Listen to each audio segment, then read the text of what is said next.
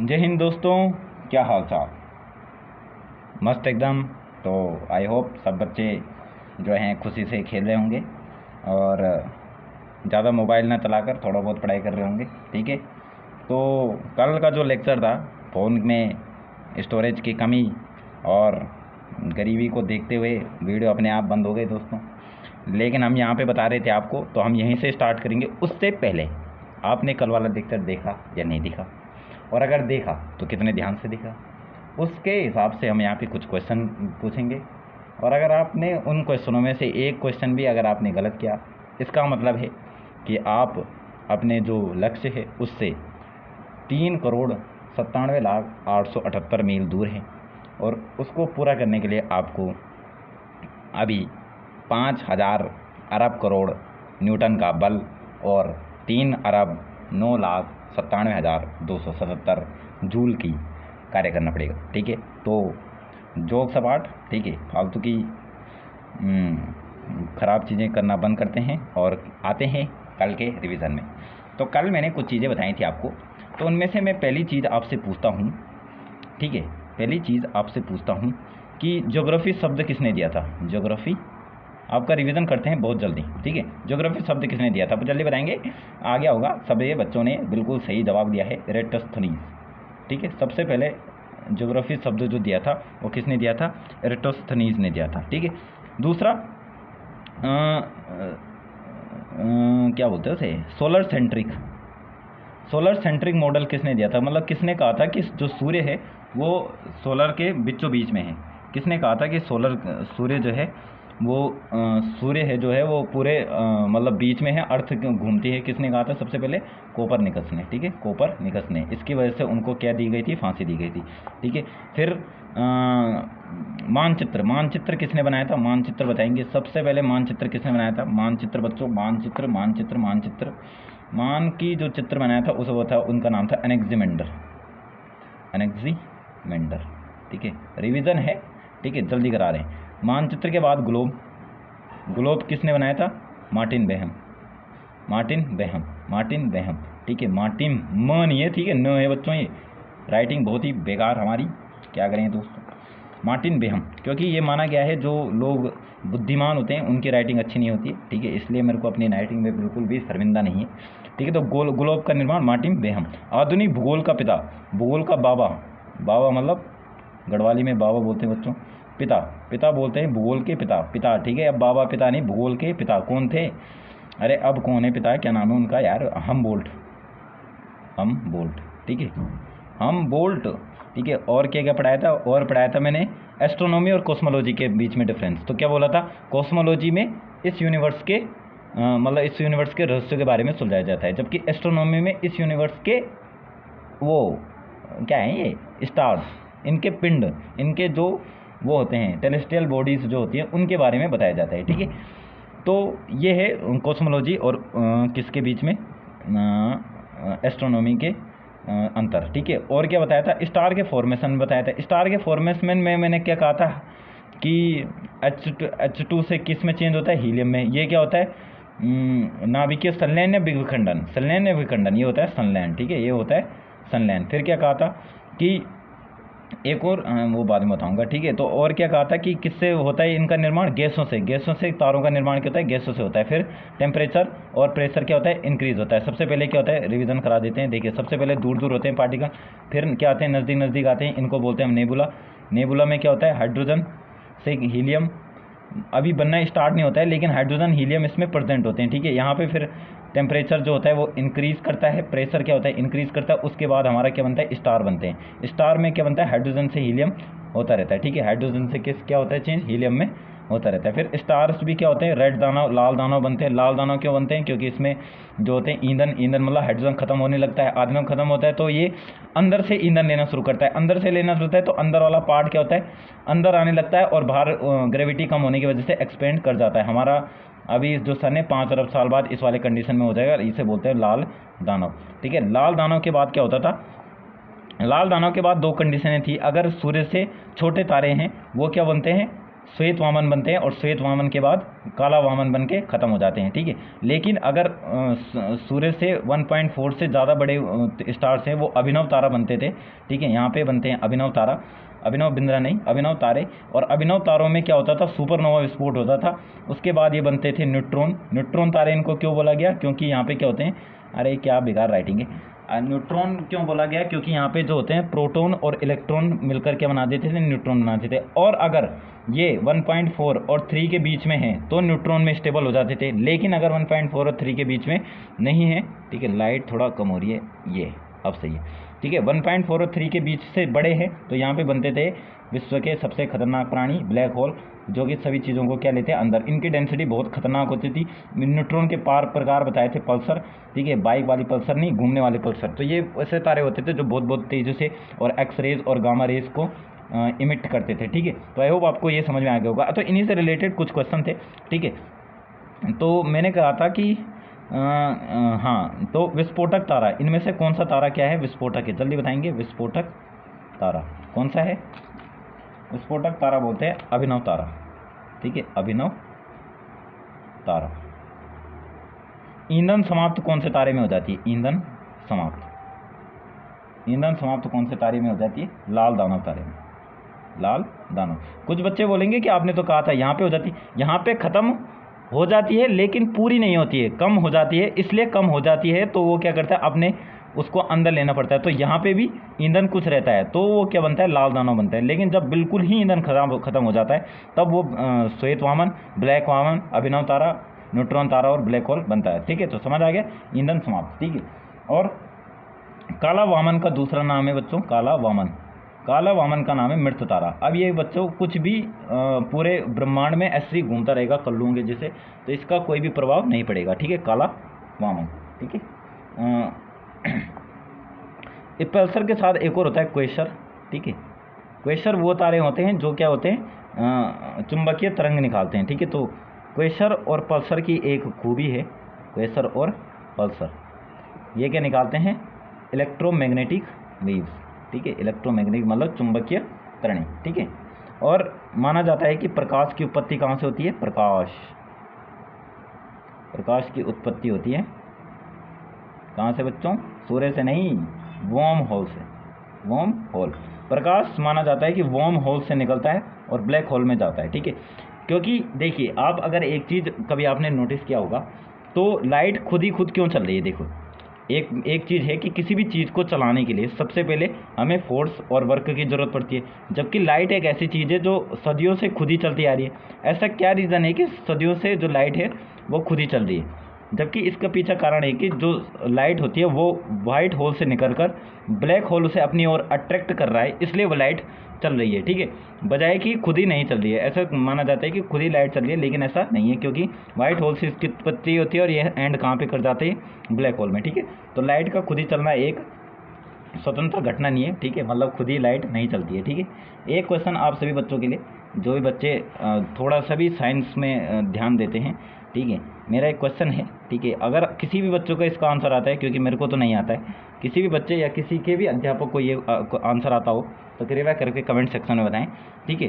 तो क्वेश्चन है कि अधिकतर लोग जानते हैं कि जो ब्लैक होल होता है, जो ब्लैक होल होता है वो प्रकाश को खींच देता है, ठीक है, प्रकाश को मतलब एब्जॉर्ब कर लेता है। एब्जॉर्ब का मतलब वो जाने नहीं देता है, ठीक है, एब्जॉर्ब करता है। लेकिन मेरा प्रश्न ये है, क्योंकि हमें पता है कि लाइट क्या होती है, लाइट बनी होती है फोटोन से, और फोटोन होते हैं मासलेस। और ब्लैक होल किसकी वजह से खींचता है लाइट को, ग्रेविटी की वजह से, ग्रेविटी। लेकिन ग्रेविटी तभी कभी लगती है जब m1 किसका मास हो, ब्लैक होल का, ये तो मैंने मान लिया कि है, लेकिन m2 भी मास प्रेजेंट होना चाहिए तभी तो ग्रेविटी यूज़ होगी। लेकिन m2 क्या है, मास ऑफ फोटोन, और फोटोन को क्या माना गया है, मासलेस। तो किस प्रकार ब्लैक होल जो है वो लाइट को अपनी ओर खींच रहा है, इसका आंसर अगर किसी बच्चों को पता है तो कमेंट सेक्शन में बताएंगे, क्योंकि ये एक बहुत फेमस क्वेश्चन है और इसका आंसर जो है वो मुझे भी नहीं पता है। इसलिए अगर आप किसी बच्चे को इसकी जानकारी है तो कृपया करके हमें जानकारी दें। तो इतनी बात हमने शायद कल पढ़ी थी, ठीक है। और हमने बिग बैंग थ्योरी बारे में बताई थी, बिग बैंग थ्योरी लिमिटेड ने दी थी, स्टडी स्टेट थ्योरी और गोल्डन बॉन्डी ने दी, ओसिलेटिंग थ्योरी के बारे में पढ़ा था, ठीक है। फिर हमने पढ़ा था कि हाँ इसी प्रकार हमने कहा था कि नियरेस्ट जो गैलेक्सी हमारी एंड्रोमेडा है, ठीक है। और कुछ फैक्ट थे, ठीक है। अब तारों के बारे में कुछ और फैक्ट्स हम देखते हैं कि क्या है। तारों का रंग से भी हम देख पाते हैं कि तारों की जो टेम्परेचर है वो क्या है, ठीक है। तो तारों का रंग जो डिपेंड करता है वो किस में करता है, द कलर ऑफ स्टार। ये चीज़ होता है किस चीज़ में करता है, टेम्परेचर में। किसके टेम्परेचर में, तारे के उसके टेम्परेचर में। अगर तारे का रंग रेड है, ठीक है, तारे का रंग क्या है, रेड है, तो ये है लो टेम्परेचर। लो टेम्परेचर का मतलब around 500 degree Celsius, 5000 degree Celsius less than, ठीक है। अगर ये सफ़ेद है, वाइट, तो ये होता है 5000 degree Celsius to 15000 degree Celsius, ठीक है। ये मॉडरेट होता है, मतलब मीडियम, ठीक है, मीडियम टेम्परेचर, ठीक है। अधिकतर बच्चों को शिकायत है कि उनको राइटिंग समझ नहीं आती है, इसलिए मैं साथ साथ बोलता भी रहता हूँ। राइटिंग समझ ना आ रही हो तो आपके कान बिल्कुल बहरे नहीं माने जाएंगे, और माने नहीं जाएंगे तो आप जो मैं बोल रहा हूँ उनको भी आप लिख सकते हैं, ठीक है। क्योंकि मैं कभी कभी लिख गलत सकता हूँ लेकिन बोल कभी गलत नहीं सकता। तो ब्लू, अगर किसी किसी स्टार का कलर है ब्लू, तो ब्लू ऐसे स्टार का temperature more than 15,000 degree Celsius होता है, ठीक है। बहुत ही गर्म होते हैं दोस्तों, इतने गर्म होते हैं कि वेरी हॉट, ठीक है। तो ये इनसे भी हम क्या कर सकते हैं, तारों के टेम्परेचर का पता लगा सकते हैं। एक वेबसाइट का नाम बताता हूँ जिसका नाम है 1 लाख स्टार्स की एक वेबसाइट है, नासा द्वारा साइट डेवलप है। उनमें आप चेक करना कि कौन कौन से स्टार जो हैं वो ब्लू हैं, वाइट हैं और रेड हैं, ठीक है। मैंने जब चेक किया तो मेरे को मैक्सिमम स्टार जो दिखे ब्लू दिखे, आप भी चेक कर लेना, ठीक है। तो एक वेबसाइट है 1 लाख स्टार्स के नाम से कुछ वेबसाइट है, ठीक है। तो ऐसे इंटरेस्टिंग वेबसाइट आप देखते रहिए, ऊटपटांग वेबसाइट देखने से अच्छा है कि आपको कुछ नॉलेज बढ़ेगा, ठीक है। अब और दूसरी चीज़ें हमारे क्या बोलते हैं, ऊपर स्पेस में तारामंडल होते हैं, तारामंडल होते हैं, तारों के ग्रुप को हमने बोल दिया तारामंडल। हमारे जो हमारे जो सौर मंडल है उसमें कुल तारामंडल है 89 तारामंडल है। कितने मंडल हैं, 89 तारामंडल। एक बार एसएससी में पूछा गया था एक क्वेश्चन कि हमारे सौरमंडल में कुल कितने तारामंडल हैं, तो 89 तारामंडल हैं। तारामंडल में 2 प्रमुख तारामंडल है, उसका नाम है सेरेंटोरस, ठीक है। कभी कभी पूछ देता है कि सेरेंटोरस क्या है, तो सेरेंटोरस बच्चों तारामंडल है, और दूसरा है हाइड्रा, ठीक है, हाइड्रा। तो 2 तारामंडल जो कि प्रमुख हैं, सेरेंटोरस और हाइड्रा, ठीक है, सेरेंटोरस और हाइड्रा। और रेड का टेम्परेचर एक बार फिर रिवीजन, रेड का temperature less than 5000 degree Celsius, ठीक है। और वाइट का 5000 से 15000 डिग्री सेल्सियस, ठीक है। अब एग्जैक्ट ये वैल्यू फिगर याद मत कीजिए, आप ये रखिए कि रेड वाला सबसे कम टेम्परेचर का होता है, वाइट वाला मीडियम, ब्लू वाला मैक्सिमम, ठीक है। अब नक्षत्रों की संख्या आप देखते हैं ना कि कुछ एस्ट्रोलॉजर जो होते हैं, एस्ट्रोनॉमी से डिपेंड होते हैं, जो नक्षत्र बताते हैं, तो हमारी नक्षत्रों की संख्या जो है वो 27 है, ठीक है। सॉरी, हाँ सही है, हाँ, नक्षत्रों की संख्या क्या बताई गई, 27 बताई गई, ठीक है। तो नक्षत्रों की संख्या 27, जबकि तारामंडल की संख्या 89 है, ठीक है। तो आई होप आपको इतना सब चीज़ें आगे होंगे समझ में। सूर्य के बारे में हमने क्या क्या चीज़ें आपको बता दी थी, तो एक बार फिर देख लेते हैं। सन के बारे में बताया था कि सन का जो भारी हिस्सा होता है कोरोना कहते हैं, ठीक है। एक बार फिर सन वाली हेडिंग लगाते हैं, उसके बाद हम सोलर सिस्टम देखेंगे। सन हमारा क्या है, सोलर सिस्टम का बाबा। तो सन जो है बहुत अच्छा बच्चा है, बहुत अच्छा विद्यार्थी रहा है अपने टाइम का, ठीक है। तो सन जो है क्या बताया था कि सन का जो बाहरी हिस्सा है उसे तो हम क्या कहते हैं, तारामंडल। लेकिन फोटोस्फीयर मतलब प्रकाश मंडल, ये सन का वो वाला हिस्सा जो हमें दिखाई देता है, मतलब जब हम आंखें बड़ी करके देखते हैं सूर्य को तो जो हमें दिखाई देता है, ठीक है, तो उसे कहते हैं फोटोस्फीयर, ठीक है। इसमें एक और चीज़ें होती हैं, फ्रॉनहोफर रेखाएं, ठीक है, फ्रॉनहोफर रेखाएं। अगर पूछेगा कभी, भगवान ने ना चाहा तो कभी पूछा उसने कि फ्रॉनहोफर रेखाएं कहाँ पाई जाती है, तो सूर्य में पाई जाती हैं। कब पाई जाती है, लो टेम्परेचर एरिया में। जो लो टेम्परेचर वाले एरिया होते हैं तो ब्लैक स्पॉट्स भी दिखते हैं वहाँ पे, तो उन रेखाओं को क्या कहते हैं, फ्रॉनहोफर। और उसमें काले धब्बे भी होते हैं सूर्य में क्या होते हैं, काले काले धब्बे, तो वो काले धब्बे भी वहाँ पे होते हैं जहाँ पे क्या होता है, लो टेम्परेचर होता है। तो आई होप आपको इतनी सारी जो चीज़ें थी वो आपको समझ आ गई होंगी। आइए तो बताइए, सूर्य का जो टेम्परेचर होता है, कुछ बच्चे बोलते हैं कि सूर्य का टेम्परेचर कितना होता है। तो सूर्य का जो टेम्परेचर है वो मतलब सूर्य जो है, सूर्य के जो कोर का टेम्परेचर तो बहुत ही खतरनाक हिसाब से 15 मिलियन सेंटीग्रेड होता है, जबकि जो बाहर का टेम्परेचर होता है वो 5000 से 6000 डिग्री सेल्सियस के बीच में होता है, ठीक है। और जो ये सूर्य के काले धब्बे होते हैं इनका तापमान 1500 डिग्री सेल्सियस होता है, ठीक है। तो आपको ये बात समझ आ गई होगी कि सूर्य की जो होती है, मतलब सूर्य जो है वो ये हैं। सूर्य से प्रकाश निकलता है फोटोन के रूप में, और हमारे यहाँ तक प्रकाश को आने वाला टाइम, प्रकाश को यहाँ पे पहुँचने वाला समय कितना लगता है, 8 मिनट और कितने सेकंड, 20 सेकंड, ठीक है। 8 मिनट 16 भी लिखा था कई बच्चों ने, कहीं मतलब कहीं वहीं पे कहीं पे 8 मिनट 22 सेकंड भी होता है, तो उस हिसाब से, ठीक है।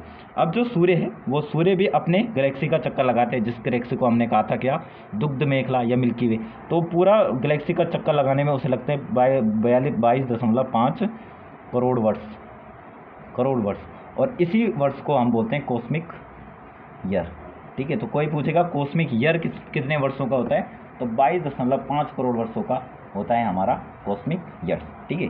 तो ये जो इन्फॉर्मेशन थी वो सन के बारे में थी। आगे आते आते वीडियो में कहीं पे अगर हम सन के बारे में और कुछ जानकारी मतलब प्राप्त होती है या हमें याद आती है तो हम आपको वो चीज़ें बताएंगे। अब हम चलते हैं, ठीक है, सोलर सिस्टम के बारे में, और आज हम सिर्फ 1 या 2 ग्रहों के बारे में पढ़ सकते हैं, क्योंकि वीडियो लंबी बड़ी बनाना हमारे लिए एक चुनौतीपूर्ण कार्य रहा है आज तक के लिए, ठीक है। तो ज़्यादा लंबी वीडियो नहीं बनाएंगे, ठीक है। तो सोलर सिस्टम, ठीक है। सोलर सिस्टम के फादर के बारे में तो हम देख चुके हैं। सोलर सिस्टम हमारा कुछ ऐसा है, बीच में हमारा टुप्पू सा बैठ रखा है एक सूर्य, और यहाँ पे हमारा एक ग्रह, दूसरा ग्रह, ठीक है, एग्जैक्ट नहीं बना रहा हूँ मैं, तीसरा ग्रह, कितने ग्रह हैं बच्चों, चौथा ग्रह, आई होप ये पूरा हो जाए, यहाँ पे 5वां ग्रह, 6वां ग्रह, रोटी बन गई, जलेबी, 7वां ग्रह, ओ बन गया वही 8वां ग्रह, ये, ठीक है। पहला ग्रह हमारा बुधा, सबसे नियरेस्ट बुधा, उसके बाद हमारा शुक्र के बाद पृथ्वी के बाद मंगल के बाद बृहस्पति के बाद शनि के बाद अरुण के बाद वरुण। अंग्रेजी मीडियम वाले बच्चों के लिए ये इसको बोलते हैं मरकरी, इसको बोलते हैं वीनस, इसको बोलते हैं अर्थ, इसको बोलते हैं मार्स, इसको बोलते हैं जुपिटर, इसको बोलते हैं सैटर्न, इसको बोलते हैं नेपच्यून, और इसको बोलते हैं यूरेनस, ठीक है। तो आ गया होगा समझ में। सबसे नज़दीक है मरकरी, फिर है वीनस, फिर है अर्थ, फिर है मार्स, फिर है जुपिटर, फिर है सैटर्न, फिर है नेपच्यून, और फिर है यूरेनस। यार इन दोनों में डिफरेंस अब मेरे को दिक्कत होगी, मतलब कन्फ्यूज़न हो गया, यूरेनस कौन है नेपच्यून कौन है, ठीक है। लेकिन हिंदी में याद है मेरे को अरुण और वरुण, ठीक है। तो ये हमारा सोलर का सिस्टम है। ये मैंने पहले भी बोला था कि किस प्रकार से चक्कर लगाते हैं, ठीक है। तो किस प्रकार लगाते हैं बच्चों, ये लगाते हैं दीर्घ वृत्ताकार कक्षों में, ठीक है, दीर्घ वृत्ताकार कक्षों में। अब एक इंटरेस्टिंग फैक्ट है कि सभी बच्चे जो होते हैं वो पश्चिम से पूर्व की ओर जाते हैं, सभी के सभी बच्चे। अब अगर मैं इसे ईस्ट बोलूं और इसे वेस्ट बोलूं, तो ईस्ट से वेस्ट और ईस्ट से जो भी है, जिधर भी लो यार तुम हट, ठीक है। अगर सपोज ईस्ट वेस्ट ये वाला डायरेक्शन है, सपोज अगर ईस्ट टू वेस्ट ये वाला डायरेक्शन है, तो सबके सब जो होते हैं वो ईस्ट से वेस्ट जाते हैं, मतलब नहीं, वेस्ट से ईस्ट जाते हैं, वेस्ट से ईस्ट जाते हैं, ठीक है। सबके सब क्या जाते हैं, वेस्ट से ईस्ट जाते हैं। अगर मैं सबके सबको लूँ, जो कि अरुण वरुण, हाँ, सबके सब अगर वेस्ट से ईस्ट जाते हैं, तो वीनस और ये क्या बोलते हैं इसे, सेकंड लास्ट, अरुण की वरुण, अरुण सॉरी, हाँ। तो ये दोनों भाई जो हैं वो उल्टा जाते हैं, क्या जाते हैं, उल्टा। सबके सब अगर इधर के लिए घूम रहे हैं, तो इनकी अलग ही डिमांड है कि हम किधर की तरफ जाएंगे, इधर की तरफ जाएंगे। तो अगर कोई भी क्वेश्चन आए कि सभी परिक्रमा के अनुसार सभी अन्य ग्रहों से अलग जाने वाले 2 ग्रहों के नाम, तो कौन से हैं वो, वीनस और नेपच्यून, शुक्र और क्या बोलते हैं इसे? अरे अरुण यार, ठीक है। तो सबसे पहले आज हम बात करते हैं बुद्ध की, ठीक है। अब ये महात्मा वाले बुद्ध नहीं जिनका जन्म लुम्बिनी में हुआ था, ये हमारे बुद्ध हैं मरकरी वाले। इनके बारे में कुछ फैक्ट। बुद्ध तो है सबसे छोटा ग्रह, ठीक है। सबसे पहला फैक्ट है स्मॉलेस्ट प्लेनेट। स्मॉलेस्ट प्लेनेट, कुछ बच्चे सोचते हैं कि ये सन से बहुत नज़दीक होगा तो हॉटेस्ट प्लेनेट होगा, जबकि ऐसा नहीं है, ठीक है। तो ये हॉटेस्ट प्लेनेट नहीं है। Don't have any satellite, don't have any satellite, मतलब विदाउट सैटेलाइट वाला अगर कोई ग्रह है तो वो एक ग्रह उनमें से एक बुद्ध भी है। तो इसके पास क्या नहीं है? सैटेलाइट नहीं है, ठीक है। और बुद्ध में ही maximum change in temperature, max change temperature वाला ग्रह, मतलब अगर सबसे ज़्यादा टेम्परेचर ग्रहों में किसी ग्रह में होता है तो वो है बुद्ध। यहाँ में क्या होता है कि डे टाइम पे यहाँ का टेम्परेचर 430 डिग्री सेल्सियस के आसपास होता है, जबकि नाइट टाइम पे यहाँ पे फ्रोजन आइज होती है, मतलब माइनस के होता है 168 डिग्री के आसपास, ठीक है। तो इतना डिफरेंस क्रिएट हो जाता है बुद्ध ग्रह में, ठीक है। तो एक तरफ तो क्या है, एक तरफ तो बहुत ज़्यादा टेम्परेचर है, एक तरफ क्या है वे है, और बिना ग्रह वाला ग्रह, और सूर्य के क्या है सबसे नज़दीक है। तो बुद्ध के बारे में आई होप आपको इतनी जानकारी पता होनी चाहिए, और इतनी ही जानकारी इसके बारे में है। इससे ज़्यादा इसके बारे में और क्या होगा, और कुछ हैगा क्या? नहीं, बस इतना ही। बुद्ध के बाद आता है शुक्र, हमारा भाई, सॉरी पृथ्वी की बहन शुक्र, वीनस। वीनस के बारे में अगर हम पहली बात करें तो ये है वेरी हॉट, मतलब हॉटेस्ट प्लेनेट, हॉटेस्ट प्लेनेट। अगर हॉट है तो दिखने में भी अच्छा होगा, क्योंकि दिखने में अगर ये अच्छा होगा तो इसे बोलते हैं इवनिंग स्टार, क्योंकि जो भी अच्छे होते हैं तो उन्हें स्टार बोला जाता है ना। तो ये हॉटेस्ट तो है ही, तो इवनिंग स्टार, मॉर्निंग स्टार भी होता है ये, मॉर्निंग स्टार, और brightest star, brightest star in कहाँ ऊपर ऊपर स्काई में जो सबसे तेज चमकने वाला जो तारा होता है ना, वो भी शुक्र होता है दोस्तों, ठीक है। तो हॉटेस्ट स्टार बोलते हैं, इवनिंग स्टार होता है। हॉटेस्ट वजह से इसका है कि इसके 97% इसके पास जो है होता है CO2 है, इसके पास क्या है, शुक्र है।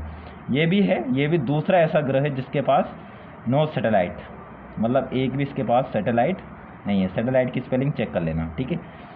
इसके पास शुक्र के बाद भी कोई सैटेलाइट नहीं है। इसकी मतलब खासियत क्या है, सबके सब वेस्ट से ईस्ट की तरफ जाते हैं, तो ये जाता है ईस्ट टू वेस्ट, ठीक है। इसका अलग ही रुतबा है, अलग ही खतरनाक है। इसे क्या बोलते हैं, सिस्टर, अर्थ की क्या है, ये सिस्टर है। सिस्टर मतलब अर्थ की क्या है, सिस्टर है, ठीक है। अर्थ का अगर बहन के नाम से अगर कोई ग्रह आता है तो शुक्र आता है, ठीक है। इसका जो आकार है वो लगभग पृथ्वी के आकार के लगभग है, इसलिए क्या आता है, ठीक है। येलो प्लेनेट है ये, येलो प्लेनेट, ठीक है, क्योंकि चमकने की वजह से क्या आता है, लंबा। यहाँ की जो रेन होती है, रेन में यहाँ की H2SO4 होती है, ठीक है, मतलब सल्फ्यूरिक अम्ल भाई साहब ऊपर से जब शरीर में गिरेगी तो एसिड रेन बोलते हैं इसे, एसिड रेन। यहाँ क्या होती है, एसिड रेन होती है, बहुत खतरनाक है यहाँ। और यहाँ मैक्सिमम टाइम पे कोई एक्स्ट्रा इन्फॉर्मेशन ये है कि ये ग्रह ना ज्वालामुखी से भरा पड़ा है, और यहाँ ना ज्वालामुखी फटते रहते हैं, इसलिए यहाँ बचना मुश्किल ही है, ठीक है। और एसिड रेन क्या होता है, अगर हाथ में एसिड लग गया ना तो आपके सारे फुतुले हो जाएंगे, मतलब आपका हाथ जल जाएगा, ठीक है। और तीसरा ग्रह है अर्थ। अर्थ के बारे में थोड़ा डिटेल में पढ़ेंगे बाद में, अभी हम थोड़ा शॉर्ट जानकारी लेते हैं, ठीक है। अर्थ हमारी पृथ्वी लास्ट ग्रह रहेगा, इसके बाद हम बाकी के ग्रह पढ़ेंगे दूसरे लेक्चर में, क्योंकि लेक्चर हो रहा है लंबा। उससे पहले कि वीडियो अपने आप ही बंद हो जाए, पहली बार हम 2-3 वीडियो के बाद अपना वीडियो को एंड करेंगे, ठीक है। अर्थ में क्या बोलते हैं इसे, ब्लू प्लेनेट, लिविंग प्लेनेट, एकमात्र प्लेनेट है जिसमें हम जिंदा हैं दोस्तों, इसी की वजह से मैं आपको पढ़ा पा रहा हूँ, पृथ्वी की वजह से, ठीक है। और क्या है, वन मून है, इसके पास क्या है, मून सैटेलाइट, अरे यार स्पेलिंग भी नहीं आ रही, ठीक है। मून है इसका सैटेलाइट। और क्या है, इसके पास 70% वाटर और 29% क्या है, सॉरी 71% वाटर और 29% क्या है, भूमि मतलब अर्थ, अरे यार भूमि लिख देते हैं, ठीक है। और क्या है, इसमें 7 क्या है, महासागर, सॉरी 7 महाद्वीप जिन्हें बोलते हैं इंग्लिश में, जब भी बोलते हैं देख लेंगे बाद में, ठीक है। और क्या खास बात है अर्थ की और खास बात है कि यहाँ पे लोग रहते हैं, ठीक है। हाँ, आकार सब मानते हैं कि अर्थ का आकार गोल है, जबकि इसका आकार है जियोड। ठीक है, पृथ्वी का आकार क्या है? जियोड है। पृथ्वी का आकार क्या है बच्चों? जियोड। ठीक है। पृथ्वी अपने अक्ष में 23 और हाफ डिग्री क्या हो चुकी है? झुकी हुई है। ठीक है, 23 और हाफ क्या हुई है? झुकी हुई है। और अर्थ के बारे में और क्या है? अर्थ में क्या है? अर्थ में मैग्नेटिक फील्ड है, ये तो सभी बच्चों को पता है। अर्थ जो है वो एकमात्र एग्जिस्ट प्लेनेट है जो क्या है? लिविंग प्लेनेट है। 71% क्या है? वाटर है, 29% भूमि है, जिसकी वजह से यहाँ पे क्या है? लिविंग ऑर्गेनिज्म है। ठीक है, इसलिए इसे ब्लू प्लेनेट भी कहते हैं। इसका एकमात्र सैटेलाइट क्या है? मून है। ठीक है, मून इसका भाई बोलते हैं, मामा, हम मामा बोलते हैं, पृथ्वी का भाई हो गया वो। ठीक है। तो ये जो बेसिक जानकारी थी वो पृथ्वी के बारे में थी। इसके बारे में इसमें एक लाइन होती है इक्वेटर, जो इसको बराबर हिस्सों में बांटती है। ठीक है, 2 गोलार्ध में, नॉर्थ पोल और साउथ पोल में। ठीक है, इक्वेटर होती है और ट्रॉपिक ऑफ कैंसर होती है, ट्रॉपिक ऑफ कैप्रिकॉर्न होती है। ठीक है, वो लाइन्स हैं जो बाद में हम उसके बारे में पढ़ेंगे। तो कुल मिला के बात ये थी, इस प्रकार हमने जो ये अर्थ वाला जो पोर्शन था वो ख़त्म कर चुके हैं। इसके बाद हम मंगल, बुध और भी जानकारी लेंगे। ठीक है, तब तक के लिए, क्योंकि ये लेक्चर ज़्यादा बड़ा ना हो और उससे पहले ये वीडियो अपने आप बंद हो, उससे पहले हम इस वीडियो को कर देते हैं समाप्त, रन आउट। तो अगर आपको ये वीडियो अच्छा लगा होगा, आई होप आपको अच्छा लगा हो, नहीं लगा हो तो आप बताएं कि आपको क्या चीज़ इसमें नहीं लगी है, अच्छी नहीं लगी है, जो जहाँ पे यहाँ पे इम्प्रूवमेंट की ज़रूरत है। अपना जो फीडबैक है वो हमें प्रदान करते रहें, ताकि हम सुधार लगातार करते रहें। देखिए, किसी बच्चे ने कहा था राइटिंग अच्छी बनाओ, तो देखिए मेरे को लगता है काफ़ी हद तक राइटिंग अब समझ आ रही है, अच्छी भी है। ठीक है, इस प्रकार जब तक आप अपना फीडबैक नहीं देंगे, हम इम्प्रूवमेंट करने की कोशिश तो करेंगे, लेकिन हो नहीं पाएगा, क्योंकि हमें नहीं पता कि आपकी क्या रिक्वायरमेंट है। क्योंकि देखिए, अपना अपना तरीका होता है सोचने का और अपनी अपनी चीज़ें होती हैं। जो चीज़ आपको पसंद नहीं वो आप कमेंट सेक्शन में बता सकते हैं। ठीक है, अगर आपको कमेंट में शर्म आ रही है तो हमने एक पर्सनल नंबर आपके डिस्क्रिप्शन बॉक्स में या चैनल के अबाउट में दिया हुआ है, आप वहाँ पे जाके व्हाट्सएप में भी आप अपने क्वारीज जो है हमें सेंड कर सकते हैं। ठीक है, तो इस प्रकार से हम इस लेक्चर को करते हैं समाप्त। आई होप आपको ये वाला चैप्टर, ये वाला लेक्चर आया होगा समझ, और नहीं भी आया हो तो अपनी जो क्वेरीज है वो हमें भेजते रहें, पढ़ाई करते रहेंगे। जय हिंद।